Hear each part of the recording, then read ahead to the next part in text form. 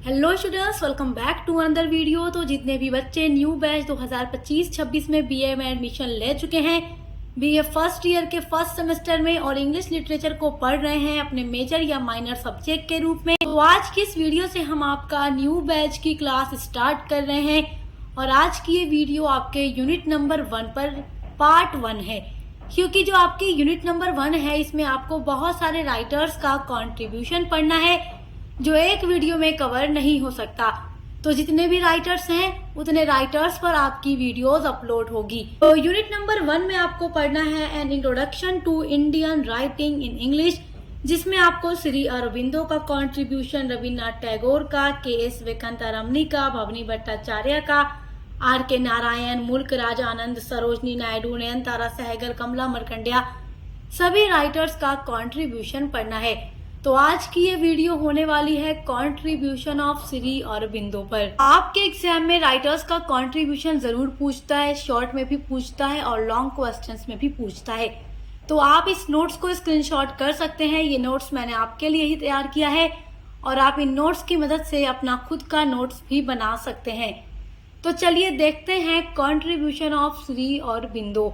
देखिए, श्री अरबिंदो का नाम अरबिंदो घोष है, लेकिन इनको श्री अरबिंदो के नाम से भी जाना जाता है। इनका बॉर्न हुआ 15 अगस्त 1872 इन कोलकाता। तो कोलकाता में इनका बॉर्न हुआ। इनकी डेथ हुई 5 दिसंबर 1950 इन पांडिचेरी, और इनकी डेथ पांडिचेरी में हुई थी। पेरेंटेज यानी मदर एंड फादर के बारे में आपको लिखना है। His father कृष्णाधान घोष, इनके पिता का नाम कृष्णाधान घोष था। ए फिजिशियन, जो कि एक फिजिशियन थे। And his mother Swarnlata Ghosh, और उनकी मदर का नाम स्वर्णलता घोष था। तो जब आप एग्जाम में कंट्रीब्यूशन लिखेंगे किसी भी राइटर का, तो बॉर्न, डेथ, पेरेंटेज इस तरीके से आप ऊपर मेंशन कर देंगे तो आपको एग्जामिनर बहुत अच्छा नंबर देगा, क्योंकि जो मेन चीजें होती हैं अगर आप उनको पहले ही मेंशन कर दें अपने आंसर में तो उससे नंबर अच्छा मिलता है।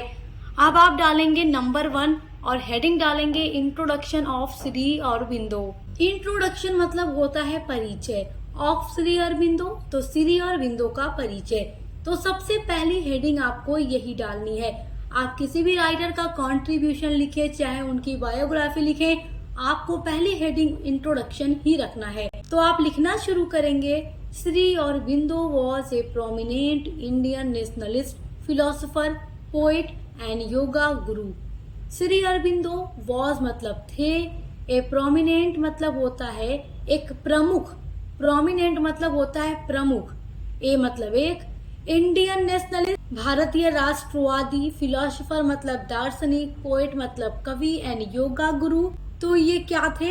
प्रोमिनेंट भारत के राष्ट्रवादी, दार्शनिक, कवि एवं योगा गुरु थे। He was also a journalist editing newspaper like Vande Mataram. He was व थे, आल्सो मतलब भी, ए जर्नलिस्ट, एक जर्नलिस्ट भी थे, एडिटिंग न्यूज़पेपर जो कि न्यूज़पेपर एडिटिंग करते थे, लाइक वंदे मातरम। तो उस न्यूज़पेपर का नाम वंदे मातरम था जिसके लिए ये एडिटिंग करते थे।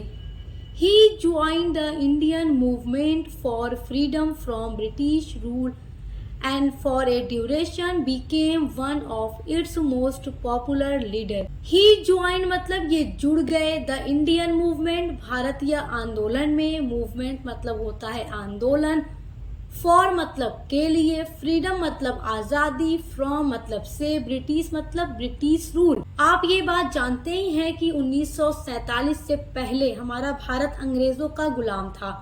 हम 1947 में आजाद हुए हैं। तो आजादी के लिए बहुत सारे आंदोलन किए गए थे, तो उस आंदोलन में श्री अरबिंदो भी जुड़ गए।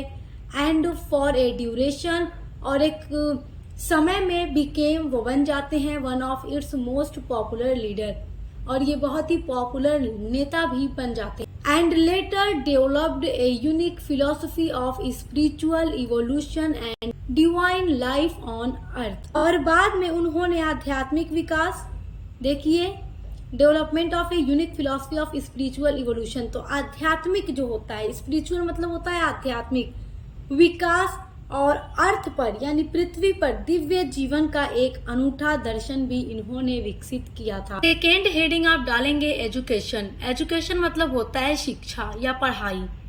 तो आपको इस हेडिंग के अंदर श्री अरबिंदो की एजुकेशन के बारे में लिखना है। Shri अरबिंदो's father had himself received his higher education in England। Shri अरबिंदो's father यानी कि श्री अरबिंदो के पिता had himself received, उन्होंने खुद रिसीव्ड मतलब प्राप्त की, his higher education अपनी जो उच्च शिक्षा थी, हायर एजुकेशन मतलब उच्च शिक्षा या आगे की शिक्षा, इन इंग्लैंड इंग्लैंड में।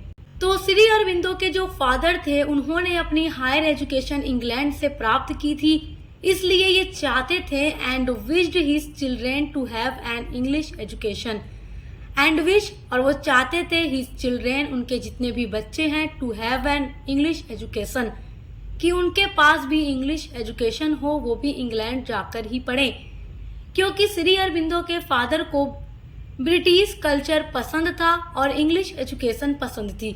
इनके फादर चाहते थे कि इनके बच्चे बचपन से ही इंग्लिश स्कूलों में पढ़ेंगे और बाद में इंग्लैंड जाकर पढ़ेंगे तो वो इंग्लिश भाषा जानेंगे, फॉरेन भाषा जानेंगे और इंग्लैंड के कल्चर में ढल जाएंगे। क्योंकि इनके पिता नहीं चाहते थे कि इनके जितने भी बच्चे हैं वो इंडियन कल्चर को अपनाएं और अपनी मातृभाषा बोले, क्योंकि इनकी मातृभाषा क्या थी? बंगाली।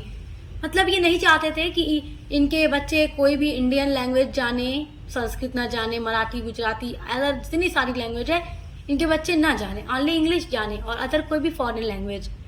तो इसीलिए उन्होंने क्या किया कि अपने बच्चों को बचपन से ही इंग्लिश स्कूलों में पढ़ाना शुरू कर दिया। Aurobindo's education began in Loreto convent school at Darjeeling. तो अरबिंदो की जो एजुकेशन थी बिगैन शुरू होती है इन लोरेटो कॉन्वेंट स्कूल, जो कि एक लोरेटो कॉन्वेंट स्कूल था दार्जिलिंग में, क्रिश्चियन कॉन्वेंट स्कूल था जहाँ पर बच्चों को थोड़ा क्रिश्चियन अकॉर्डिंग एजुकेशन दी जाती थी। तो इसलिए इनके फादर श्री अरबिंदो और इनके जितने भी भाई थे इसी में एडमिशन करा देते हैं। वाइल स्टिल ए बॉय, और अभी भी ये एक बच्चे ही थे, लड़का ही थे, छोटी ही एज थी इनकी। He was sent to England for further studies. He was sent, वह भेजे गए, to England for further studies, आगे की पढ़ाई के लिए। He entered the university of Cambridge, उन्होंने यूनिवर्सिटी ऑफ कैम्ब्रिज में एडमिशन लिया।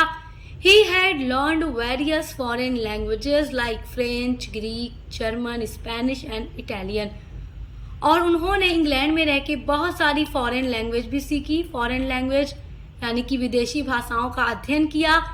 लाइक मतलब जैसे कि फ्रेंच भाषा, ग्रीक भाषा, जर्मन भाषा, स्पेनिश भाषा, इटालियन भाषा, इन सारी भाषाओं का ज्ञान श्री अरबिंदो को बहुत अच्छे से हो गया था। आगे देखिए, he was expected to join the ICS। अब उनके फादर उनसे एक्सपेक्ट करते हैं टू ज्वाइन, जुड़ने की, द ICS। ICS मतलब होता है इंडियन सिविल सर्विस। तो इनके फादर अब चाहते थे कि ये ICS Indian civil service exam को क्लियर करें और ब्रिटिश रूल के अधीन ये रहकर काम करें। But as he repeatedly failed to appear at the writing test. देखिए उस टाइम जो इंडियन सिविल सर्विसेज एग्जामिनेशन हो रहा था तो उसमें एक राइटिंग टेस्ट होता था, घुड़सवारी टेस्ट भी लिया जाता था। तो इसमें श्री अरबिंदो फेल हो जाते हैं क्योंकि इनको इसमें इंटरेस्ट नहीं था। और देखिए श्री अरबिंदो जो थे, रिटेन जितना भी पेपर हुआ इंडियन सिविल सर्विसेज का वो उसको तो क्लियर कर लेते हैं क्योंकि ये इतने ग्रेट थे, महान थे, इन्होंने आगे की शिक्षा बहुत अच्छे कॉलेजेस से ली थी इंग्लैंड में जाकर, तो वो सारे एग्जाम को क्लियर कर लेते हैं। लेकिन जो राइटिंग टेस्ट था वो उसमें दिखते हैं fail. He was finally disqualified, इसलिए ये ICS से डिस्क्वालीफाई हो जाते हैं। He left England at last in February 1893, और उन्होंने इंग्लैंड छोड़ा, मतलब इंग्लैंड से ये वापस इंडिया आए 1893 में। Having received an appointment for 200 rupees per month in the service of the Maharaja of Baroda। तो जब ये 1893 में इंग्लैंड से इंडिया वापस आते हैं तो उन्होंने एक अपॉइंटमेंट रिसीव्ड किया। अपॉइंटमेंट रिसीव का मतलब प्राप्त किया फॉर 200 रुपीज पर मंथ, हर महीने 200 रुपए की सैलरी पर उन्होंने महाराजा ऑफ बड़ौदा के यहाँ काम किया। अब आप सोच रहे होंगे 200 रुपीज तो बहुत कम है, लेकिन स्टूडेंट्स उस टाइम पर 200 रुपीज बहुत अच्छी सैलरी थी। He worked for 13 years. तो महाराजा ऑफ बड़ौदा के वहां उन्होंने 13 सालों तक काम किया। He gradually gravitated towards the Baroda college. और फिर धीरे धीरे इनका जो इंटरेस्ट था वो बड़ौदा कॉलेज की तरफ बढ़ने लगा, वेयर जहां पर he first served as a lecturer in French. तो बड़ौदा कॉलेज में उन्होंने पहली बार सर्व किया यानी सेवा की एज ए लेक्चरर के रूप में इन फ्रेंच भाषा के लेक्चरर के रूप में उन्होंने बड़ौदा कॉलेज में अपनी सेवा दी, क्योंकि आप जानते ही हैं कि इन्हें फ्रेंच लैंग्वेज भी बहुत अच्छे से आती थी।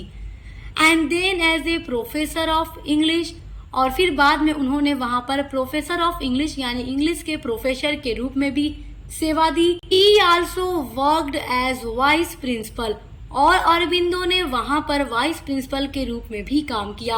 अब यहाँ पर एक बात आप थोड़ा ध्यान से सुनिएगा, श्री अरबिंदो के बारे में ये जानना भी आपके लिए जरूरी है। देखिए, इनके फादर हमेशा यही चाहते थे कि ये ब्रिटिश कल्चर को जाने, फॉरेन लैंग्वेज जाने, ना कि अपनी मातृभाषा और अपने इंडियन कल्चर को। लेकिन जब ये अपने इंडिया वापस आते हैं तो उन्होंने क्या सीखा, उन्होंने एक ट्यूटर भी अपने लिए लगाया जो उन्हें बंगाली और संस्कृत भाषा सिखाता था, जो कि बंगाली उनकी अपनी मातृभाषा थी। ये क्योंकि बंगाल में ही पैदा हुए थे, कोलकाता में। उसके अलावा उन्होंने मराठी और गुजराती भी सीखा और बाद में ये इंडियन नेशनल मूवमेंट में भी जुड़ते हैं और एक लीडर के रूप में भी ये काम करते हैं। तो इनके फादर की लाख कोशिशों के बावजूद कि अपने इंडियन लैंग्वेज न जाने, इंडियन कल्चर न जाने, वो उसमें घुसते हैं और उसके बारे में सब कुछ ये जान लेते हैं, उसका अच्छे से अध्ययन कर लेते हैं और उसको अपना लेते हैं। अब थर्ड हेडिंग आप डालेंगे मेजर वर्क्स। कंट्रीब्यूशन में मेजर वर्क लिखना बहुत ही ज्यादा जरूरी है, वरना आपको नंबर नहीं मिलेगा। अब आपको देखना है कि इन्होंने इंग्लिश लिटरेचर में क्या क्या अपना कंट्रीब्यूशन दिया है, क्या क्या वर्क इन्होंने लिखे हैं। तो यहाँ कुछ फेमस मेजर वर्क मैं यहाँ पर लेकर आई हूँ आपके लिए, जो आप अपने एग्जाम में लिख सकते हैं। वैसे तो इन्होंने बहुत सारे वर्क्स लिखे होंगे, लेकिन ये कुछ फेमस इनके वर्क्स हैं जो आप इनके कंट्रीब्यूशन में एग्जाम में लिख सकते हैं। फर्स्ट है द लाइफ डिवाइन, सेकेंड है essays on the Gita, third है the synthesis of yoga, fourth है द ह्यूमन साइकिल, फिफ्थ है the ideal of human unity, next है ऑन द वेदा, उसके बाद है Savitri a legend and a symbol. Fourth heading आप डालेंगे फाउंडर ऑफ ए आश्रम। तो ये एक आश्रम के फाउंडर थे, यानी इन्होंने एक आश्रम की भी स्थापना की थी। इन पांडिचेरी में he founded a community of spiritual seekers. उन्होंने एक कम्युनिटी बनाई थी ऑफ स्पिरिचुअल सीकर्स के लिए, जो आध्यात्मिक सीकर्स थे छात्र, उनके लिए उन्होंने पांडिचेरी में एक कम्युनिटी, एक समुदाय बनाया।